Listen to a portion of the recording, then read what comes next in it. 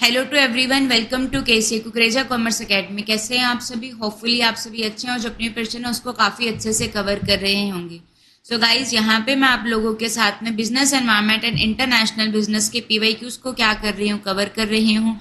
ये जो सेशन है ये आप लोगों के लिए काफ़ी ज़्यादा हेल्पफुल रहने वाला है आपकी प्रिपरेशंस के लिए। सो स्टार्ट करते हैं हमारे business environment and international business के फर्स्ट क्वेश्चन के साथ में। जून 2011 का पेपर हम लोग यहाँ पे कवर कर रहे हैं। जून 2011 के क्वेश्चंस को हम लोग यहाँ पे देख रहे हैं। सो स्टार्ट करते हैं हमारे इस सेशन के पहले क्वेश्चन के साथ में। सो ये आप लोगों को पता है, जो बिजनेस एनवायरनमेंट का क्वेश्चन है, बिजनेस एनवायरनमेंट होता है ये दो टाइप का होता है। एक होता है इंटरनल एनवायरनमेंट, जिसके अंदर इंटरनल फैक्टर्स होते हैं जो कंट्रोलेबल होते हैं। एक क्या होते हैं, एक्सटर्नल एनवायरनमेंट होते हैं, जिसमें एक्सटर्नल फैक्टर्स आते हैं जो क्या होते हैं, अनकंट्रोलेबल होते हैं। एक्सटर्नल एनवायरनमेंट में दो टाइप के एनवायरनमेंट आते हैं, जिसमें क्या होता है, माइक्रो एनवायरनमेंट होता है। माइक्रो एनवायरनमेंट में क्या क्या आते हैं, कस्टमर आते हैं, सप्लायर आते हैं। माइक्रो एनवायरनमेंट होता है जिसमें क्या क्या आता है, कस्टमर आते हैं, सप्लायर आते हैं, पब्लिक आती है, इंटरमीडियरी आते हैं और क्या आते हैं, कॉम्पिटिटर आते हैं। एक आप लोगों के पास में मैक्रो एनवायरनमेंट होता है, जिसमें क्या आता है, जनरल एनवायरनमेंट आता है, जिसमें political environment, social environment, legal environment आता है। ठीक है, तो यहाँ पे आप लोगों के पास में क्वेश्चन पूछा गया है कि जो इकोनॉमिक एनवायरनमेंट है उसको आप लोग कनेक्ट करेंगे, तो जो इकोनॉमिक एनवायरनमेंट होता है इसमें क्या क्या चीज़ें आती हैं। इकोनॉमिक एनवायरनमेंट में माइक्रो एनवायरनमेंट का एक और नेम होता है जिसको क्या कहा जाता है, ऑपरेटिंग एनवायरनमेंट कहा जाता है। इंटरनल एनवायरनमेंट में इंटरनल फैक्टर्स आते हैं जो कहीं ना कहीं क्या होता है, कंट्रोलेबल नेचर के होते हैं। इसमें कंपनी का विजन, कंपनी का मिशन, कंपनी का फाइनेंशियल स्ट्रक्चर, ऑर्गेनाइजेशनल स्ट्रक्चर आता है। एक्सटर्नल के अंदर एक्सटर्नल फैक्टर्स आते हैं, जिसमें दो टाइप के एनवायरनमेंट होता है, micro and macro. So economic environment में क्या क्या चीज़ें आती हैं, इकोनॉमिक पॉलिसीज आती हैं, और हम लोगों के पास में क्या आते हैं, इकोनॉमिक कंडीशंस आती हैं। इकोनॉमिक पॉलिसीज आते हैं, इकोनॉमिक कंडीशंस आती हैं, और क्या आते हैं, इकोनॉमिक सिस्टम आते हैं। इकोनॉमिक पॉलिसीज आते हैं, इकोनॉमिक सिस्टम्स आते हैं, और क्या आता है, इकोनॉमिक कंडीशंस आती हैं। सो जो इकोनॉमिक एनवायरनमेंट रहेगा, फिर सोशल एनवायरनमेंट में सोशल फैक्टर्स आते हैं, पॉलिटिकल एनवायरनमेंट में लीगल पॉलिसीज, पॉलिटिकल में पॉलिटिकल चीज़ें आ जाती हैं, और लीगल एनवायरनमेंट में लॉ आ जाता है। ठीक है, पॉलिटिकल एनवायरनमेंट में गवर्नमेंट का आ जाएगा। तो इकोनॉमिक एनवायरनमेंट में क्या क्या आता है, इकोनॉमिक पॉलिसीज आते हैं, इकोनॉमिक सिस्टम और इकोनॉमिक कंडीशन। तो इसके अंदर क्या आते हैं, एग्जिम पॉलिसी आती है, export import policy. Social environment में कल्चर आते हैं, पॉलिटिकल एनवायरनमेंट में गवर्नमेंट के चेंजेस आते हैं, लीगल एनवायरनमेंट में क्या आता है, बिजनेस का लॉ आता है। सो ऑप्शन नंबर जो फर्स्ट रहेगा ये इसका आंसर हो जाएगा। Move to the next question. Which among the following have not been open for private sector participation. Private sector की पार्टिसिपेशन के लिए इसमें से क्या ओपन नहीं है, पावर सेक्टर, टेलीकम्युनिकेशन, एजुकेशन। तो ये सभी क्या है, प्राइवेट सेक्टर के लिए ओपन है। लेकिन जो रेलवे है ये अभी भी किसके अंडर है, गवर्नमेंट के अंडर है, ये प्राइवेट सेक्टर के अंडर नहीं है। तो रेलवे के ऊपर, रेलवे, डिफेंस, एटॉमिक एनर्जी, इनके ऊपर अभी भी गवर्नमेंट का ही अधिकार है। ठीक है, नेक्स्ट क्वेश्चन। वैट, वैट जो रहता है इसकी क्या फुल फॉर्म रहती है आप लोगों के पास में, वैल्यू एडिड टैक्स होता है। वैट क्या रहता है, वैल्यू एडिड टैक्स होता है।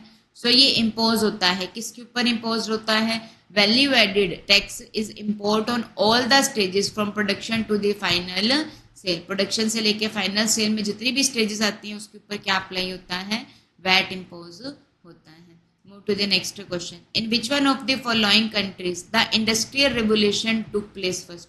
सो कौन सी कंट्री के अंदर इंडस्ट्रियल रेवोल्यूशन क्या हुआ था, टुक प्लेस हुआ था। तो इंडस्ट्रियल रेवोल्यूशन कहाँ पे हुआ है, इंग्लैंड के अंदर हुआ है। ठीक है, इसका आंसर ये आप लोगों के सामने आ गया साथ के साथ ही। India has been witness high rate of inflation. Inflation high है, इन्फ्लेशन का मतलब क्या होता है, जहाँ पे जो जनरल प्राइस लेवल होता है गुड्स का वो क्या होता है, इंक्रीज होता है। तो जनरल प्राइस लेवल इंक्रीज होता है तो ये क्या कहलाता है, इन्फ्लेशन होता है। सो इंडिया में क्या है, हाई रेट ऑफ इन्फ्लेशन है। तो ये क्यों है, क्योंकि जो गवर्नमेंट का एक्सपेंडिचर है और मनी सप्लाई है वो दोनों ही क्या हो रही हैं, बढ़ती जा रही हैं। मनी सप्लाई के ऊपर कौन से वाली पॉलिसी काम करती है पता होना चाहिए आप लोगों को। सो मनी सप्लाई के ऊपर आरबीआई की मॉनेटरी पॉलिसी जो रहती है वो क्या करती है, वर्क करती है।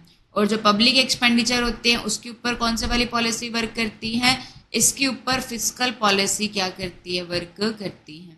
ठीक है, so public expenditure, money supply बढ़ती जा रही है, इस वजह से इन्फ्लेशन है। एग्रीकल्चर इंडस्ट्रियल सेक्टर जो है वो अच्छे से परफॉर्म नहीं कर रहा है, तो ये भी इन्फ्लेशन का एक रीज़न है। एग्रीकल्चर जो प्राइसेस हैं वो बढ़ते जा रहे हैं, एडमिनिस्ट्रेशन प्राइसेस हाइक हो रहे हैं। सो ये सभी रीज़न होते हैं किसके, हाई रेट ऑफ इन्फ्लेशन के। नेक्स्ट क्वेश्चन, इंडिया के अंदर कौन से वाली जो सिक्योरिटीज़ है उसका क्या है, प्रीडोमिनेंट शेयर है। तो जो गवर्नमेंट सिक्योरिटीज़ रखती हैं उसका क्या होता है, प्रीडोमिनेंट शेयर होता है किसके अंदर, सिक्योरिटीज़ मार्केट के अंदर। Next question on your screen. So ये आप लोगों के पास में आईबी का क्वेश्चन आ गया। ये व्हाट टाइप ऑफ इलास्ट आईबी का, तो व्हाट टाइप ऑफ इलास्ट, वैसे इलास्टिसिटी ऑफ डिमांड के ऊपर बात कर रहा है। तो इंटरनेशनल ट्रेड को डिटरमाइन करने के लिए कौन से वाले टाइप की इलास्टिसिटी मेजर करती है, तो यहाँ पे प्राइस इलास्टिसिटी ऑफ डिमांड इसके ऊपर वर्क करती है। ठीक है, प्राइस इलास्टिसिटी ऑफ डिमांड क्या होती है, जहाँ पे क्या देखा जाता है, प्राइस में चेंज होने की वजह से क्या होता है, प्राइस में चेंज होने की वजह से, एक्स के प्राइस में चेंज होने की वजह से जो एक्स की क्वांटिटी डिमांडेड होते हैं उसमें क्या चेंजेस होते हैं, तो ये क्या होता है, प्राइस इलास्टिसिटी ऑफ डिमांड होता है। इनकम इलास्टिसिटी ऑफ डिमांड क्या कहते हैं, इनकम में चेंज होने से डिमांड में क्या चेंजेस आते हैं, तो ये इनकम इलास्टिसिटी ऑफ डिमांड होता है। क्रॉस इलास्टिसिटी में डिमांड किसी और गुड की देखी जाती है और प्राइस किसी और गुड का देखा जाता है। नेक्स्ट क्वेश्चन, DFEC इसकी क्या फुल फॉर्म रहती है, ये क्रैम करना होगा। That is duty free export credit होता है। क्या हो जाएगा, ड्यूटी फ्री एक्सपोर्ट क्रेडिट होता है। क्या होता है, duty free export credit. Move to the next question. Suppose a Canadian firm import bananas of $1,000 and sell them for $2,000.